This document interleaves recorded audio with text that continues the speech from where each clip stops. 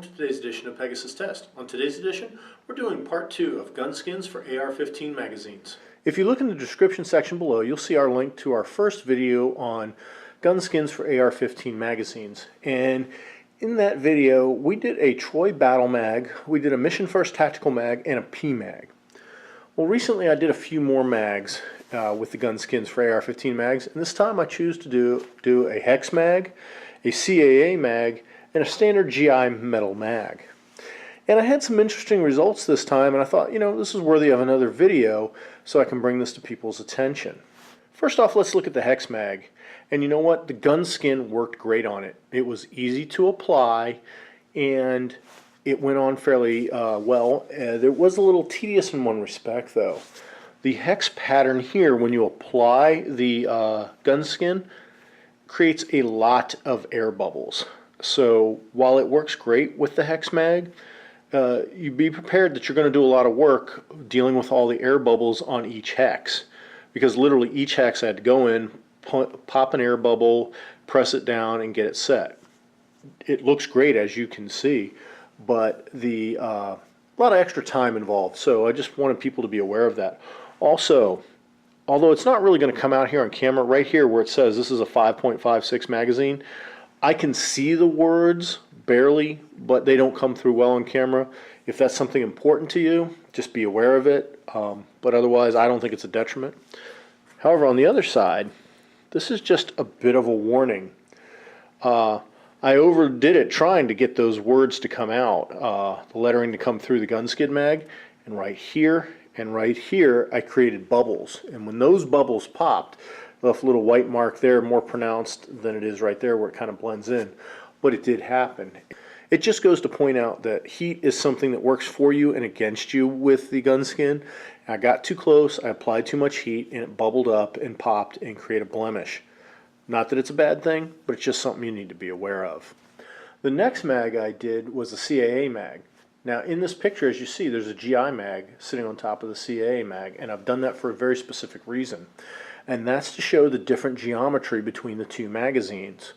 The GI mag has a more pronounced curve to it than the CAA mag, as you can see below. Now, that in and of itself is no big deal, but it's something you need to be aware of because the Gunskin's designed for the angle of the GI mag and the P mag and other mags like it. So for the CAA mag, you have to do a little trimming. It's no big deal. I just lined up the top of the Gunskin where I thought it would be, and I nailed it perfectly because it was really easy to tell. And there was overlap over the base pad here, and all I did was trim it off. No big deal at all. It's just something to be aware of. Also, one of the nice things, the Gunskin on here brought out the CAA logo excellently, and the word mag here came out just fine. It even has a tactile feel to it. So the Gunskin really picked up the detail of these mags exceedingly well. The problem I encountered was here on the front of the mag is I got lots of wrinkles on both sides of the Gunskin when I applied it. Didn't have much luck getting them out either, and it didn't quite cover the whole front spine of the mag. Now, at more than an arm's length distance, you don't notice this, but it is something to be aware of if you run CAA mags. The last mag I did was a GI mag, and the reason I did 3 mags is Gunskin sells their magazine kits in a 3-lot, so it's a nice good number. And as you can see here, this came out excellent. It comes out well, it covers it right up to when it goes into the mag well of the rifle, looks good.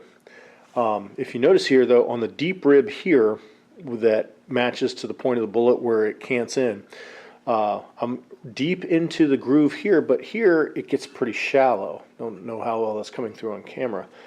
And I kept pressing it in there and it wasn't staying. And that's a lesson learned, because on the other side, I got too aggressive with my heating and my pressing, and it split the material right here. And it created a big crease that you can see the mag body coming through. What's so bad about this? Nothing really, because you get about 10 feet away, you can't tell. So it's an up-close visual thing. The other thing is, Gunskins advertise protection through camouflage. Well, you have this big hole in the material, you're not getting the supposed protection if that's the reason you bought this. Not really saying this is a gig against Gunskins. It's more of a fact that in this deep ridge here, you can only push the material so far. And it's just something to be aware of if you're going to put Gunskins on GI mags. We hope you found this video helpful and informative. Please comment, like, and subscribe, and tune in for future camouflage videos.